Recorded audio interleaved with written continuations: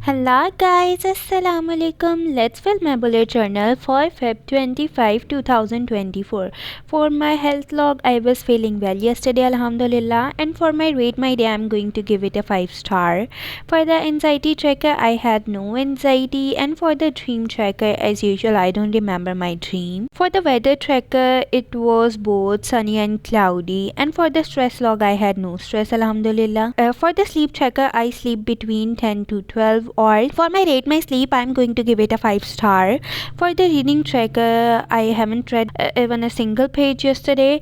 And for my years in pixels it was a happy day. For my 1000 hours outside I remain 0 hour outside. For the water tracker I drink round about 8 glass of water, and for the day spent it was indoor. For the meal tracker I had a home food yesterday, and for the namaz tracker I say 4 times salah. For the spiritual log I said all, and for the painting tracker it was not a dedicated day. For the walk tracker I had no walk yesterday, and for the book tracker I haven't started to write any book yet. For the YouTube tracker I haven't posted any video on YouTube. For the Instagram tracker I haven't posted any video on Instagram, and for the TikTok tracker I haven't posted any video on TikTok too.